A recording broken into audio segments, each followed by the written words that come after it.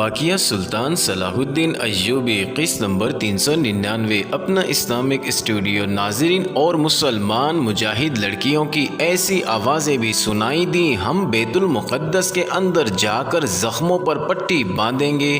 اور جب زخمیوں نے دیکھا کہ 3-4 لڑکیوں کو بھی تیر لگے ہیں تو زخمیوں کو سنبھالنا مشکل ہو گیا۔ لڑکیوں نے سب کے جوش اور جذبے میں آگ بھر دی تھی۔ اسی مقام پر منجنی کے نصب کرنے کے لیے مہندسوں کا ایک اور جیش آگے بڑھا۔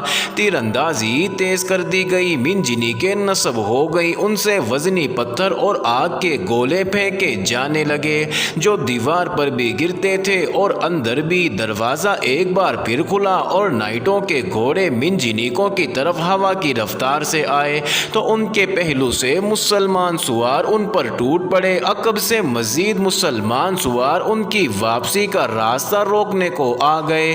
مسلمانوں نے نائٹوں کے گھوڑوں کو برچھیوں اور تلواروں سے زخمی کرنا شروع کر دیا۔ نائٹوں کی زرہ بختر انہیں محفوظ رکھے ہوئی تھی۔ ناظرین، گھوڑوں کے ساتھ نائٹ بھی گرنے لگے۔ زمین پر انہیں گھائل کرنا اتنا مشکل نہ تھا، مگر وہ تجربہ کار لڑاکا سوار تھے، سب کو نہ گرایا جا سکا۔ اس کے بجائے وہ کئی ایک مسلمان سواروں کو گرا گئے۔ وہ واپس ہوئے تو مسلمان سواروں نے انہیں روکنے کی کوشش کی، مگر جو نائٹ گھوڑوں کی پیٹھوں پر رہے وہ اندر چلے گئے اور دروازہ بند ہو گیا۔ اس کے بعد یہ سلسلہ چلتا رہا۔ برج داؤد کے سامنے اس طرح کے جو مار کے لڑے گئے، وہ رفتار، شدت، خون ریزی اور دونوں طرف کی شجاعت کے لحاظ سے بے مثال مانے جاتے ہیں۔ دونوں فوجوں کے عزم اور جذبے کی پختگی کا اندازہ ان مارکوں سے ہوتا تھا۔ مورخ بیان کرتے ہیں کہ بیت المقدس نے دونوں فوجوں پر جنون کی کیفیت طاری کر دی تھی۔ وہ صلیبی سوار جو زخمی ہوئے اور باہر ہی گر پڑے، وہ اس لحاظ سے بدقسمت تھے کہ انہیں اٹھانے والا کوئی نہ تھا۔ ستمبر کی گرمی اور دوپہر کا سورج انہیں زرہ بختر میں جلا جلا کر مار رہا تھا۔ ان کے مقابلے میں مسلمان زخمیوں کو لڑکیاں فوراً اٹھا لے جاتی، انہیں پانی پلاتی، ان کے منہ سر دھوتی، ان کے کپڑے تبدیل کرتی اور ان میں سے کچھ لڑکیاں مشکی سے اٹھائے چٹانوں میں کہیں سے پانی لا لا کر ادموئی ہوئی جا رہی تھی۔ دیوار کی دیگر اطراف سے بھی پتھر اور آتش گیر سیال کی ہانڈیاں پھینکی جا رہی تھی۔ باہر کہیں کہیں زمین بلند تھی، وہاں سے پتھر اور ہانڈیاں یعنی آتش گیر گولے دیوار کے اوپر سے دور اندر چلے جاتے تھے۔ ان کے پیچھے فلیتے والے تیر بھی چلتے جاتے تھے۔ انہوں نے شہر میں کئی جگہوں پر آگ لگا دی، دھواں باہر سے نظر آ رہا تھا۔ ناظرین، صلیبی فوج جو پہلے سے شہر میں اندر موجود تھی، اس کا مورال مضبوط تھا۔ دوسرے علاقوں سے جو فوجی بھاگ کر آئے تھے، ان میں ایسے بھی تھے جو اپنی شکست کا انتقام لینے کے لیے حوصلہ مند اور جوشیلے تھے، اور ان میں ایسے بھی تھے جن پر دہشت طاری تھی۔ یہ سب جم کر مقابلہ کر رہے تھے۔ ان کے جوش و خروش سے ظاہر ہوتا تھا کہ وہ سلطان ایوبی کو پسپا کر دیں گے۔ ایک اور دروازے سے بھی سوار باہر جا کر محاصرے پر حملہ کرنے لگے تھے، مگر شہریوں کی کیفیت فوجیوں سے مختلف تھی۔ شہریوں میں اقرا اور اسکلان وغیرہ سے آئے ہوئے پناہ گزین عیسائی بھی تھے۔ وہ تو سراپا دہشت بنے ہوئے تھے، انہوں نے سارے شہر میں دہشت پھیلا رکھی تھی۔ ان کے سامنے سلطان ایوبی کی فوج نے کئی بستیاں سلطان کے حکم سے نظر آتش کی تھی۔ بیت المقدس کے تمام گرجوں کے گھنٹے مسلسل بج رہے تھے۔ ناظرین، دن اور رات ایک ہو گئے تھے۔ عیسائی گرجوں میں ہجوم کیے ہوئے تھے اور پادریوں کے ساتھ آواز ملا کر بلند آواز سے دعائیہ گیت گا رہے تھے۔ شہر کے باہر سلطان ایوبی کی فوج کے نعرے شہر کے اندر یوں سنائی دیتے تھے جیسے گھٹائیں گرجتی آ رہی ہوں۔ شہر میں جلتے شعلے عیسائیوں کا دمخم ختم کر رہے تھے۔ سلطان ایوبی کے جو جاسوس شہر میں عیسائیوں کے بھیس میں موجود تھے، وہ اس طرح نفسیاتی حملے کر رہے تھے کہ دہشتناک افواہیں پھیلا رہے تھے۔ ایک افواہ یہ پھیلائی گئی کہ سلطان ایوبی بیت المقدس پر قبضہ نہیں کرے گا، بلکہ شہر کو تباہ و برباد کر کے تمام عیسائیوں کو قتل کر دے گا اور ان کی جوان لڑکیوں کو اور تمام مسلمان آبادی کو اپنے ساتھ لے جائے گا۔ دہشت کی سب سے بڑی وجہ یہ تھی کہ سب کو معلوم تھا کہ صلیب الصلبوت سلطان ایوبی کے قبضے میں ہے، اور اس کا مطلب یہ ہے کہ یسوع مسیح عیسائیوں سے ناراض ہے۔ ناظرین، اس دور کے مفکروں کی جو تحریریں ملتی ہیں ان سے پتہ چلتا ہے کہ عیسائیوں کو اپنے وہ گناہ خوف زدہ کر رہے تھے جن کا تختہ مشق انہوں نے وہاں کے مسلمانوں کو بنایا تھا۔ ناظرین، اس کی تفصیل بیان کی جا چکی ہے۔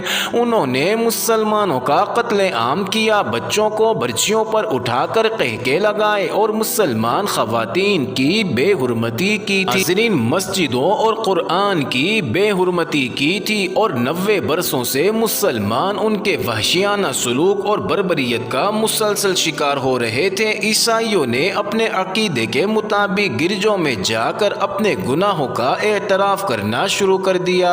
ناظرین، موجودہ صدی کا ایک امریکی تاریخ دان انتھونی ویسٹ بہت سے مورخوں کے حوالے سے لکھتا ہے کہ بیت المقدس کے عیسائی محاصرے میں اس قدر دہشت زدہ ہو گئے تھے کہ بہت سے عیسائی گلیوں میں نکل آئے۔ ان میں سے بعض سینہ کو بھی کرنے لگے اور بعض اپنے آپ کو کوڑے مارنے لگے۔ یہ خدا سے گناہ بخشوانے کا ایک طریقہ تھا۔ جو عیسائی لڑکیاں جوان تھیں ان کی ماؤں نے ان کے سروں کے بال بالکل صاف کر دیے اور انہیں پانی میں غوطے دینے لگیں۔ ان کا عقیدہ تھا کہ اس طرح یہ لڑکیاں بے آبرو ہونے سے بچ جائیں گی۔ پادریوں نے بہت کوشش کی کہ لوگوں کو اس خوف اور دہشت سے نجات دلائیں، مگر ان کے وعظ بے اثر ہو گئے تھے۔ ناظرین، مسلمان آبادی کی کیفیت کچھ اور تھی۔ 3000 سے زیادہ مسلمان مرد، عورتیں اور بچے قید میں تھے۔ گھروں میں جو مسلمان تھے وہ نظر بندی کی زندگی گزار رہے تھے۔ عیسائیوں سے ڈرتے کسی مسجد میں نہیں جاتے تھے۔ تمام مسلمانوں کو پتہ چل گیا کہ سلطان ایوبی نے بیت المقدس کا محاصرہ کر لیا ہے۔ انہوں نے عیسائیوں کی خوفزدگی اور بزدلی کے مظاہرے دیکھے تو کئی ایک جوشیل مسلمان جوانوں نے چھتوں پر چڑھ کر اذانیں دینی شروع کر دیں۔ ناظرین، قید میں جو مسلمان تھے انہوں نے بلند آواز سے آیات قرآنی اور درود شریف کا ورد شروع کر دیا۔ عورتیں گھروں میں تھیں یا قید میں، انہوں نے اللہ کے حضور آہوزاری اور حمد و ثنا شروع کر دی۔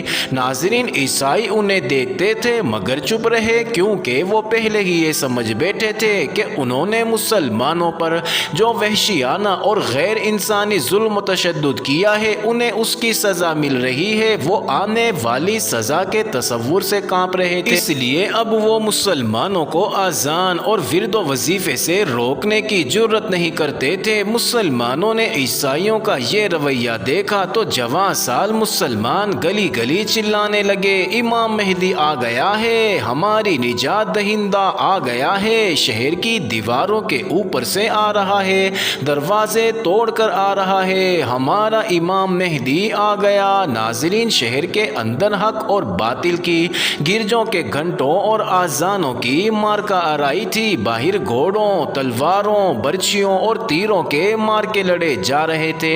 جوں جوں گرجوں میں دعائیہ گیت بلند ہوتے جا رہے تھے، تلاوت قرآن پاک بھی بلند سے بلند ہوتی جا رہی تھی۔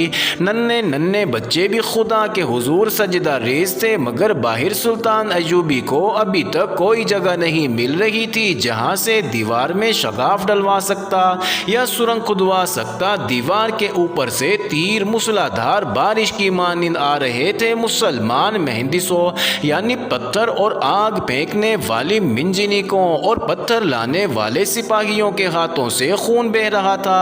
زرہ پوش نائٹ ابھی تک باہر نکل کر حملے کر رہے تھے اور انتہائی خون ریز مارکے لڑے جا رہے تھے۔ ناظرین، آئیے اب چلتے ہیں دوسری جانب۔ 40 میل دور بحیرہ روم میں الفارس بیدرون کے 6 جہاز پھیلے ہوئے گشت کر رہے تھے تاکہ ٹائر میں صلیبیوں کا جو بحری بیڑا ہے وہ فوج اور سامان لے کر ادھر نہ آ سکے۔ ناظرین، دونوں لڑکیاں اس جہاز میں تھیں مگر اسے اب لڑکیوں کی طرف توجہ دینے کی مہلت نہیں ملتی تھی۔ سلطان ایوبی اور رئیس البحرین المحسن نے اسے بڑی نازک ذمہ داری سونپی تھی۔ کبھی کبھی وہ خود مستول کے اوپر بنی ہوئی مچان پر چڑھ جاتا اور سمندر کی وسعت کو گہری نظروں سے دیکھتا رہتا تھا، دوسرے جہازوں میں بھی جاتا رہتا تاکہ ہر جہاز کا عملہ اپنے فرائض سے غافل نہ ہو جائے۔ اس کے جہاز میں اس کا نائب رؤف کرد فلوری سے ملتا رہتا تھا، جو بہت حد تک چوری چھپے کی ملاقاتیں ہوتی تھی۔ ناظرین، حسن بن عبداللہ کا بھیجا ہوا جاسوس دونوں کو دیکھتا اور ان پر گہری نظر رکھتا تھا۔ مصر کا بحری بیڑا بحیرہ روم میں دور دور تک گشت کرتا تھا، کیونکہ خطرہ تھا کہ یورپ خصوصاً انگلستان سے بیت المقدس کو بچانے کے لیے مدد آئے گی۔ سلطان ایوبی کی طوفانی پیش قدمی اور صلیبیوں کے ہر قلعے اور شہر پر یلغار دیکھی تو انہوں نے جرمنی کے شہنشاہ فریڈرک اور انگلستان کے شہنشاہ رچرڈ کو ان الفاظ کے پیغام بھیج دیے تھے کہ عرب سے صلیب اکھڑ رہی ہے اور بیت المقدس کو بچانا مشکل نظر آ رہا ہے۔ ان پیغامات کا لب لباب یہ تھا کہ آؤ اور ہمیں بچاؤ۔ ناظرین، سلطان ایوبی کی توقع یہی تھی کہ بیت المقدس کی جنگ بحیرہ روم میں بھی لڑی جائے گی، جو بڑی خوفناک جنگ ہوگی، مگر جرمنی اور انگلستان سے کسی حرکت کی کوئی اطلاع نہیں آ رہی تھی۔ شکست خوردہ صلیبیوں کا بحری بیڑا ٹائر کی بندرگاہ میں دبکا ہوا تھا، تاہم سلطان ایوبی کا رئیس البحر دشمن کی بحریہ کی اس خاموشی کو کسی خطرے کا پیش خیمہ سمجھ رہا تھا، اس لیے پوری طرح چکنا تھا۔ ناظرین، اب چلتے ہیں۔ سلطان ایوبی کی جانب محاصرے کی چوتھی رات تھی، کوئی کامیابی حاصل نہیں ہوئی تھی۔ صلیبی نائٹوں اور دیگر سواروں نے باہر آ کر بڑے ہی دلیرانہ حملے کیے اور جانوں کی قربانی دی تھی۔ سلطان ایوبی نے جب 4 دنوں کے اپنے زخمیوں اور شہیدوں کا حساب کیا تو اس کے ماتھے کے شکن گہرے ہو گئے۔ اس کے پاس اسلحہ اور سامان کی کمی نہیں تھی، مفتوحہ جگہوں سے اس نے لمبی جنگ کے لیے اسلحہ وغیرہ اکٹھا کر لیا تھا، مگر کمی نفری کی تھی۔ نفری تیزی سے کم ہو رہی تھی اور بیت المقدس کی دیوار اس کے لیے بدستور چیلنج بنی ہوئی تھی۔ 5 دن سلطان ایوبی نے مغرب کی جانب یعنی داؤد برج کے سامنے سے کیمپ اکھاڑ دیا اور وہاں کی لڑائی بند کرا دی۔ اس نے شمال کی طرف ایک جگہ دیوار کو کمزور دیکھا تھا، مغرب سے جب منجنی کے ہٹائی جا رہی تھی اور دور پیچھے جو خیمے لگے ہوئے تھے وہ اکھاڑے جا رہے تھے تو یوں معلوم ہوتا تھا جیسے سلطان ایوبی محاصرہ اٹھا کر جا رہے ہیں۔ دیوار کے اوپر جو شہری عیسائی تھے انہوں نے شہر میں خبر پھیلا دی کہ محاصرہ اٹھ گیا ہے اور مسلمانوں کی فوج پسپا ہو رہی ہے۔ سلطان ایوبی دیوار سے دور فوج کو منتقل کر رہا تھا اور شام ہو گئی۔ معزز ناظرین، یہ انٹرسٹنگ ویڈیو جاری ہے، اگلی ویڈیو قسط نمبر 400 میں دیکھنا مت بھولیے گا۔